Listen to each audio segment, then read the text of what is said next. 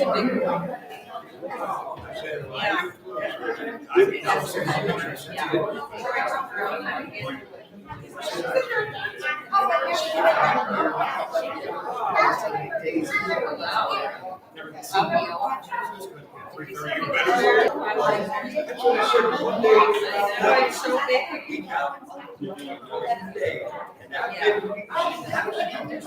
Serious. So she cheats. Okay.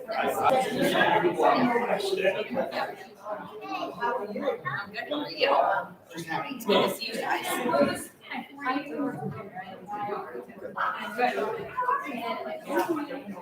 Knocks you out. Yes. Possible fracture for the birthplace. So we need to get that. Thank you.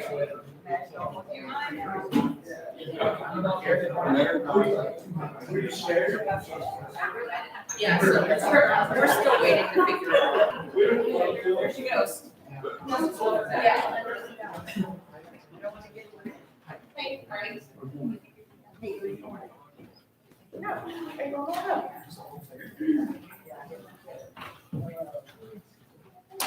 Good morning again, everybody. It is great to see everyone here this morning. I know we're getting some changes. It's that busy time of year that we're all starting to step into here real quick, which I completely understand is a time where we all get a little bit stressed out. Everyone gets a little bit more anxious. We've got a lot of stuff going on right now. A lot of stuff kind of taking place. Today we're going to be finishing up my Thanksgiving series, if you would, and kind of closing it out. We're going to be jumping into a little bit of a tradition that my family does. We're going to talk about kind of how it's all operated within our family. I'm going to try and pass it along to you guys a little bit as we jump into it. But this time of year, the reason I want to kind of continue to have this focus on being thankful and gratitude is because a lot of times we get very distracted. A lot of times throughout this time of year, we have, we're cooking and then we're cleaning, and then we're cooking and then we're cleaning, and then we're re-cooking and then we're cleaning. It's just this continued pace that we have all the time as we step into this Thanksgiving, Christmas, New Year's, and then a lot of us guys, we eat and then we sleep and then we eat and then we sleep, right? That's we just have this continued motion. It's something where we always end up kind of having ourselves busier than what maybe we should be. Because then we always miss the mark of what we need to really do. And in this instance, what we are trying to do this morning, at least what I want you to be able to do this morning, is what I feel we should all try and do during this time of year, which is just take a breath, slow down, and truly recognize what we should actually be thankful for. And what it means to be thankful for something. Now, we've had conversations these past 2 Sundays about being thankful and about having a direction and kind of what we should be thankful for. Last Sunday, we spoke about being thankful for suffering. Whenever I asked at the beginning, how many people like to suffer? No one raised their hand. I made the joke in my first service where I asked that, who likes to suffer? And one person raised their hand, and I kind of chuckled, and they said after the service, I'm sorry, I thought you said suffer. So whenever I said that, it became a little bit confusing. But no one likes to suffer, but the Bible specifically tells us that in that suffering and in those difficulties, we find something. We build something. So in many cases, we had to recognize that last Sunday of what it meant to be thankful in our sufferings in Christ and alongside Him. Today, we're going to be talking about a few different areas. Once again, my whole goal today is to have everyone take a breath and just realize what this season truly is actually about. Now, my family, I've told some people in the past, maybe you already know this, but my traditions we have every Thanksgiving is before we even pray, is we sit down and everyone goes around the table and at least say one thing that you're thankful for. And as we're sitting there and we're getting ready to go around the table, my mom's side of the family already did Thanksgiving last weekend, and we're all sitting there and we're getting ready to go around the table and we're thinking about all this stuff, and I'm sitting there, you're always trying to think about what you're going to say, right? And then I start to kind of look around the table and I look at the direction that we're starting to go, and I immediately black out everyone that's saying anything. I'm not listening because I realize Thurston and Zan are before Amy and I. If you notice the order, Thurston and then Zan were first, before Amy and I. So I immediately start panicking. What in the world is Thurston going to say? right? He's thankful for his trucks. He's thankful for his dad's paddle. No, whatever it is, you know what I mean? Like all these different things, you're thinking, what's he going to be thankful for? What's going to come out of his mouth? You're kind of worried about it. And then it gets to him, and I'm thinking, oh boy, here we go. I'm sweating, I'm a little bit worried. And I'm thinking, Amy, why didn't we tell him something or at least give him some ideas? And he opens his mouth, and the first thing he says is, I'm thankful that God gave me mom and dad. And I went from sweating to like almost crying in that moment. I was like really happy that he came up with it. And he said, I'm also thankful for, because him and I get to play together. And then he said, I'm thankful for God, with a smile on his face. And then it came to Zan, and I'm like, good luck, buddy. You got to top that one. You know what I mean? Like, you did good. And Zan immediately says, well, I'm thankful for God. I'm thankful for mom and dad. I'm thankful for Thurston because we get to have fun together. But I'm really thankful for Jesus. And at those moments, it was like, okay, we need to sit back, take a breath, and really realize what's happening here. The true thankfulness of a child and the true thankfulness or panic, or the true panic we had that should be turned into thankfulness and turned into that relaxing and understanding of what's actually happening around us. So as we're kind of diving into these things, I want you to understand that the conversation I'm having with you today are the things that I'm thankful for. I want you to step into kind of that little bit of a tradition because it's something that not every family has to do, but I think it's a good little practice. Because I know for a fact that usually everyone's panicking, trying to make sure the turkey's perfect, that the buns don't get burned, and that everything tastes fine, and all this stuff's going on. And then they sit down and they're watching it. Just take a breath. And go one by one and say, I'm thankful for. And give some things. Allow you to truly realize what's happening. And that's what I want to do today. But first off, before we jump in that, I want to start off by telling you from my family to yours, Happy Thanksgiving. It's here. I hope you're ready for it. I know in just a few days, many of us will be rolling away from the table. Notice I said rolling. We'll be going into our living rooms and relaxing or cleaning up or putting on a game or whatever it may be. And I don't want us to lose sight of this gratitude that we should be carrying in Christ. When we're all together this week, it's going to be more than just a meal. It's got to be more than just a tradition or a moment on our calendars, but rather we should be coming together to simply say thank you. Not just for the blessings that we can see, but for the one who gave them to us. The one who's declared the same amongst us. We should be all gathering together around our tables and thanking God because Christ first loved you. That's what the title of my message is this morning. I am thankful because He first loved me. And I want you to kind of keep that in your mind as we're talking about thankfulness, because that's what the Bible tells us. Why do you love Christ? Because He first loved me. And we're going to talk about how He showed that and what that really represents here. But before you ever even took a step towards Him, this is something that's really crazy sometimes to think about, because before you even took a step towards Christ, He already stepped on the cross for you. So many times in our world, we only do something if we're looking for something in return, or if we feel like we owe something. Now, we're taught our whole lives, do things for people out of kindness, out of being respectful and helpful, and don't expect anything in return. But we all know that in many cases, a lot of times it's like, hey, if you help me here, I got 2 weeks from now I'm building this pole barn, I'm going to need your help, right? It's almost that trade-off that everyone's looking for. But Christ did all of that without expecting anything in return. Imagine it. He was the gold standard. He was the directive. He was the teacher, the one to show us how actually being fully loving and what it looks like. So before he even took a step towards Him, He jumped onto a cross. Before you even called on His name, He already knew yours. Before you even knew what love was, He was love. This is why Thanksgiving is not just a season. It should be a posture. It should be a lifestyle. It should become the very core of who we are all year long as Christians. But we reserve it for a day, and we share it with some turkey. We should be feeling this way every single day of the year. Nothing but gratitude, nothing but thankfulness for the love that He first showed each and every one of us. A declaration that God has been good all the time, even when life wasn't. This is also a time of year when we celebrate the harvest. Many times I've had, I know my first service that I have, it's about 90% farmer, 10% regular people, right? Not regular people as it's a bad thing to be a farmer. I'm just saying, 90%, they got a different life, right? I remember reading this one poem that talked about God made a farmer. If you haven't heard that one, look that up. It's really good. But I was talking to them, and we were having a conversation, and every year we've had a conversation, and this year was better than last, and last year was better than the year before that, but we were talking about the harvest, and then what they picked, and what came, and what was able to be yielded, and what wasn't, how much loss they had. But you know what was different about them every year that I have a conversation with anyone else? They were thankful for the little they had 2 years ago. They were thankful for the increase they had last year. And they were thankful for the abundance that they thought they were seeing this year because of how little the past 2 years were.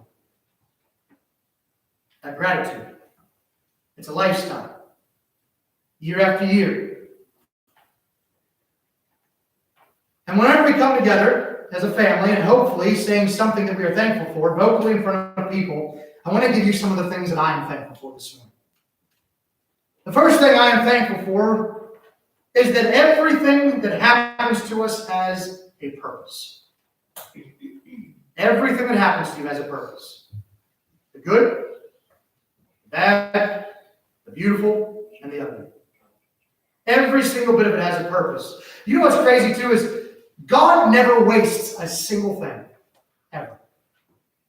To me, that's one of the most beautiful things about our lives, is that God doesn't waste a single bit of it. I want you to think about, not even including the holiday season, how many of you feel like you waste a lot of garbage? Anyone feel like you do a lot of garbage bags throughout the day? All right, I have a conversation with my wife. I always tell her, sometimes her and the boys will have to go take a trip. You know, they'll take a trip with their parents, and I'm not able to because of work or whatever's going on. So she takes a trip, and whenever she comes back, I'll say, hey, I only used one garbage bag this whole week. Right? I didn't use 15 of them. Somehow, whenever the boys were in, we had like 15,000. I think they might just be throwing random things away. But regardless, we always fill up garbage bags when the guys are there and when the boys are there. And we're always having, it seems like no matter what we're doing, we're having waste. And folks, that's even crazier because I'm a little bit of a hoarder. I know I said a little bit. I was waiting for an amen from my wife. Here's what I'm speaking about. We're redoing the house. We're tearing up some old laminate flooring. We're taking down some stuff. I tore up some flooring and some baseboards. And I'm like, I'll put those in the garage for later. She goes, for what? Well, for later. For what? I don't know. Maybe we'll need them later. For instance, also, I don't know if you're like this, you take an old light off and had a plug on it. What do you do with the plug? You cut that sucker off, you wrap it, and put it in the garage. Why? I don't know. We might need it. We just got a brand new light. We've been doing a little bit at a time, either every single day. Not every single day. That would be terrifying. Every little bit, a little bit every month. And we just got this brand new light for above our kitchen sink. And this new light we got to put in, it looks really nice. I thought the old one was fine. That's us guys, right? But this new one looks really nice. It's got a nice look. It goes with this whole entire theme. And as I'm taking down that old light, I'm getting ready to start putting it into a garbage bag and labeling it. And she goes, what are you doing? And I'm like, keeping the light. For what? I don't know. What if we need it in the future? She takes it out of my hands. She throws it out the door and she goes, we won't. Right? But that's what I do with everything. I want to try and keep it. We can probably reuse it. But the problem is I waste it because I keep it and it gets ruined and we throw it away in 3 months anyway when we come out the garage. Aren't you glad God doesn't waste you? Aren't you glad God redoes you every single day and He doesn't take any piece and throw it out? He just makes it better. That's one of the greatest things that I love about the gospel of Christ is that He never wastes anything. It all has a purpose. Romans 8:28 reminds us, and we know that in all things God works for the good of those who love Him. Not some things. Not only the parts that we understand. It says, and we know that in all things God works for the good of those who love Him. We shouldn't just be thanking God for what felt good. We should be thanking God what shaped us. And in all honesty, that's because exactly you're sitting in these pews this morning, aren't you? Why are you sitting here? It's because of who you become. It's because of what God has done to form you to be here at this moment. And I'm very thankful for that. I'm very thankful for what has matured us. But in many cases, I am significantly more thankful for the things that God has made me fall on my knees and stay there longer to realize that He is the true one I should have full faith in. Because when we look back over the years, you can say, just like David does in Psalm 124, if it had not been for the Lord who was on my side. Anyone ever felt alone before? Anyone felt like that the world was nothing but against you? It didn't matter what was happening over and over. This person, this organization, that boss, this work, this family member. It didn't matter what was going on. Everything was stacked against you. But the Lord was on your side. If it wasn't for that, I wouldn't be here with you this morning. If it wasn't for that, I bet none of you would have survived that season or that issue that you're thinking of right now in that moment. I know for a fact, without that understanding, we wouldn't have made it through that very dark valley. Some of you this morning understand that you know God not because of the easy times you've had in your life, but because when life was hard, God proved Himself faithful to you. And to me, that makes me thankful. Another thing I am thankful here for this morning, I am thankful that God guides every step that we take. Every step that you take is being directed by God, whether you want to believe it or not. And also the steps are being guided and directed, even the ones that you didn't want them to. Even the steps that led you through storms. And even those detours you had to take throughout life. Now, I want you to understand something very crucially. If you've ever heard of this word or this phrase, destinationalism, that's not what this is. There's a practice where sometimes theologians will say that we're always predestined to be this or that. But folks, it's not predestinationalism. It's just God knows exactly what step and decision you're going to make before you do, and because of that, your purpose is established. You have to choose it. But He knows what choice you're going to make before you do it. Proverbs 16:9 says, in their hearts humans plan their course, but the Lord establishes their steps. Is anyone thankful that God's establishing your steps this morning? As many times as you screwed up, as many times as those steps maybe had to be a little bit of a false step and catching you stumbling, He established you. And He makes him work for His purpose. Folks, you may have a planned route this morning, but God has planned your destination. You may have chosen your path, but God has chosen your purpose. And because Christ loved us, and because He redeems us, and because His Spirit walks with us, we're never alone. Psalm 37:23 says, the steps of a good man are ordered by the Lord. Folks, if He ordered your steps, that means He's been there before you were. You ever get directions from your phone? Anyone use? I mean, everyone's got a cell phone, right? Everyone have a phone? Some of you are texting right now. I'm just joking. We all have a phone, right? We all have a cell phone, and we can take that phone and immediately put into our phones, hey, I need to get from point A to point B, and I need to get there. That's going to give you a route. It's going to give you a time frame. It's going to say, here's your estimated time of arrival. Also, there's an accident here. Maybe you want to take this route. What about, anyone do that with their phone? Now, whenever you follow that route, have you ever gone to that place before, and you're like, this is not the way I should be going? Anyone do that before? I know for a fact I'm not the greatest with directions, but the best directions I get is from someone who has actually already been there. I can follow my phone every day of the week, but someone that's actually been there can say, your phone's going to say that this is the best route, but this is actually a little bit quicker. It's not because the pastor's speeding sometimes, but every once in a while, right? It's because there's certain directions a little bit quicker. God is that same thing. You can go around and ask everyone in the world, hey, can you help me? Hey, can you take care of this? Hey, can you establish this? Only God's the one who can truly take care of those things for you. And folks, I'm very thankful He's guiding that every step. If He's ordered your steps, He went there before you. If He also has ordered your steps, it also means He's clearing the way for you. How many hunters do we have here? Anyone hunt? Just Caitlin? No, we got a few, okay? We got a few hunters. So here's my point with hunting. Whenever you're going through goldenrod or you got a really thick area that you're going through, isn't it really nice to be following someone through those spots? Because they're already trampling down all the stuff that's in front of you and all the ticks you're trying to avoid, like all the goldenrods, they don't get on you, right? The problem is in life, a lot of times God's already been doing that for us, but we jump face first into the ticks. We jump face first in those jagger bushes because we think we know better. But whenever it goes to following a person in the world, we have a tendency to follow that path. If God is ordering your steps, it's because He's already cleared the way. He's already been there. He's already taken care of that for you. And if He's ordered your steps every step, even the painful ones, they're all leading you to a meaningful glory of God.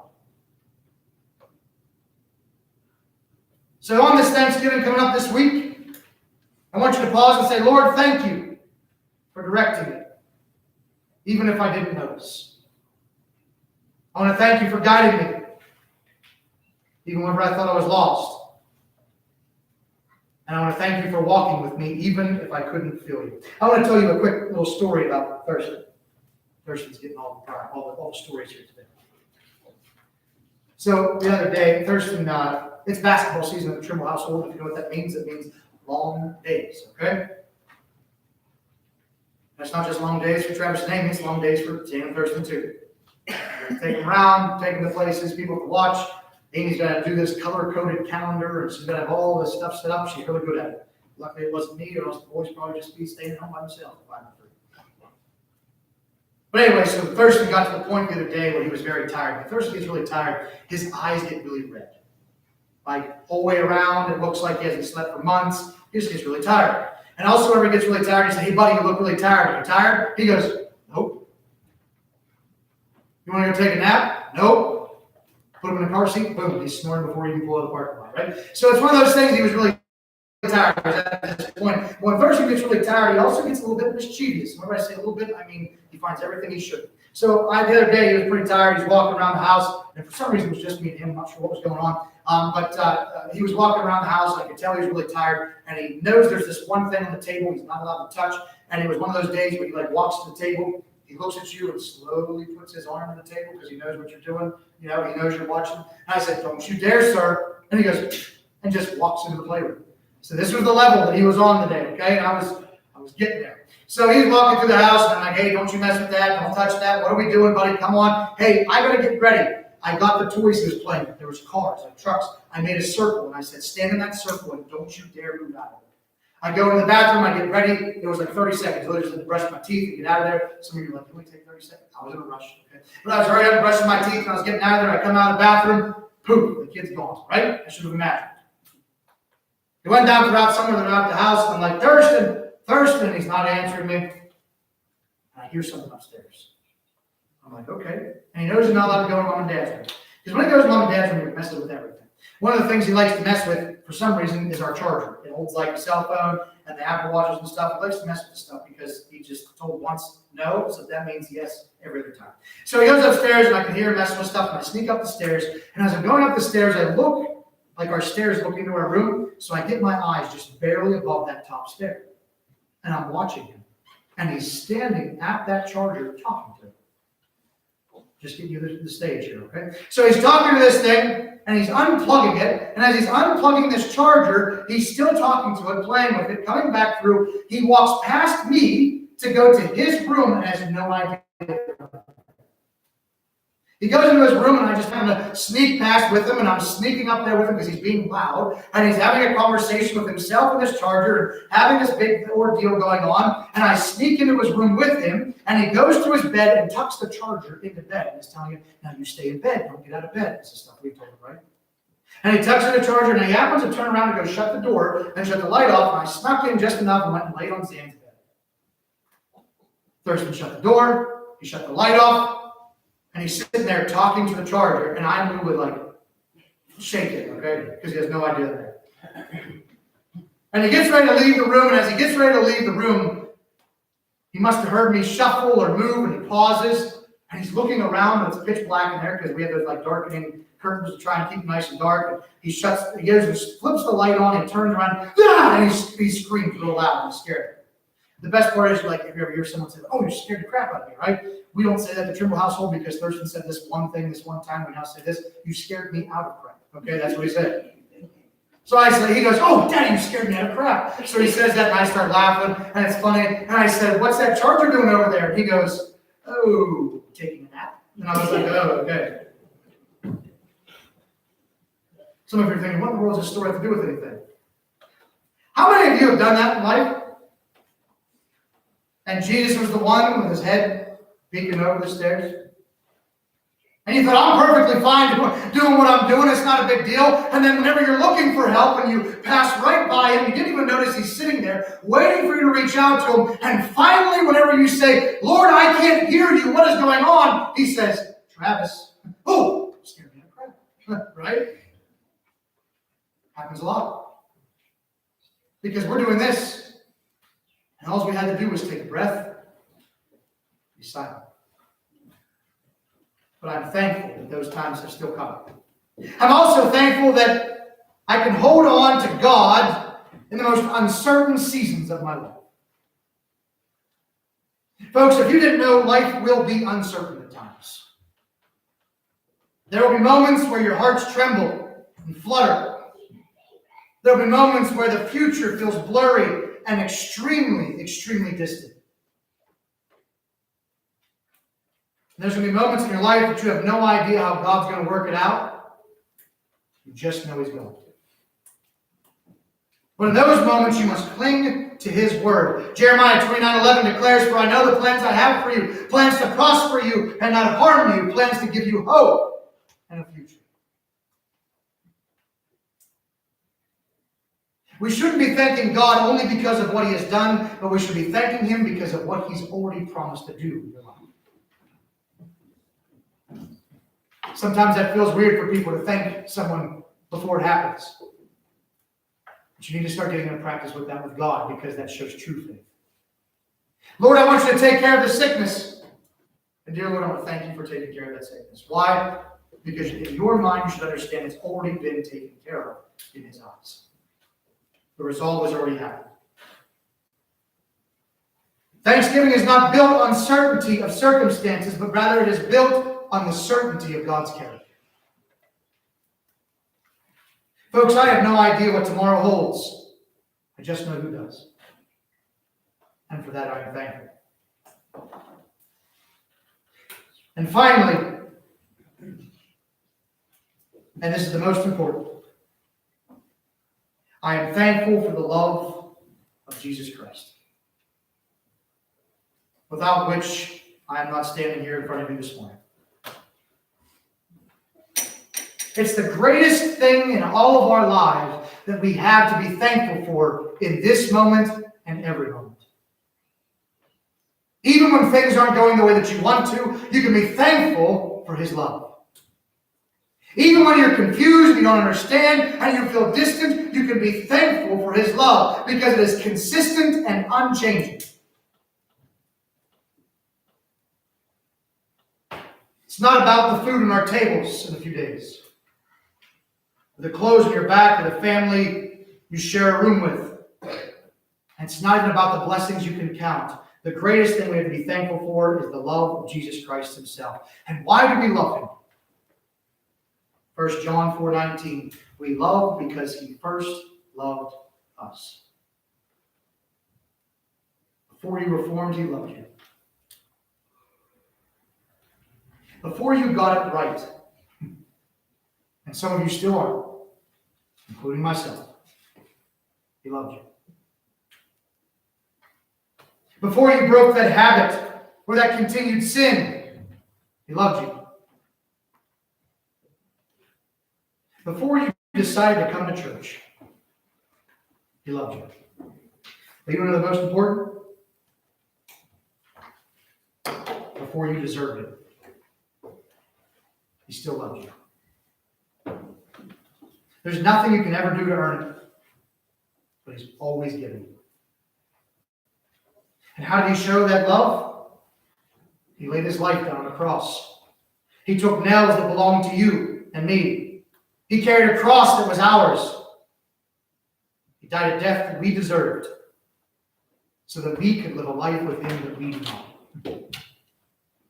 Imagine that. A lot of times when it comes to this season, it's just about the gratitude and thankfulness, and we kind of have to separate. A lot of times I see this as Christians. We separate seasons into meaning different things and different parts of stuff. But I see this Thanksgiving as something significantly different because I want us to recognize that Thanksgiving begins at the cross. It's not just Easter. It's not just that time of it. It's this time of year also. Thanksgiving starts and begins at the cross. Gratitude begins at Calvary. And our hope began at the empty tomb. So folks, we stand today with grateful hearts. And we should have an understanding of everything that we talked about, all the things I've been thankful for. Everything has a purpose. Every step that you take is guided. Every season you're going through is covered. And every promise is guaranteed. And every blessing that flows in your life comes from the love of Jesus Christ. Folks, because Christ first loved us, we have hope this morning. Because Christ first loved us, we have a purpose and a future. Because he first loved us, we have salvation, which will bring us peace and joy. And today, I am thankful for each and every one of those things. So folks, as we step into this Easter week, oh, see, I screwed up. See, we do ourselves, don't we? As we step into this Thanksgiving week, don't stop being thankful next week. Don't stop being thankful the week after that, or the week after that. For the next 365 days, I want you to be thankful for the love of Jesus Christ. Why? Because he first chose to love you before you even knew that you had an option to love him. Never forget that. To close today, I want you to stand. I want you to turn to someone close to you. I want you to give them a hug and a smile on your face and say, trust in God because he first loved you. Even if it's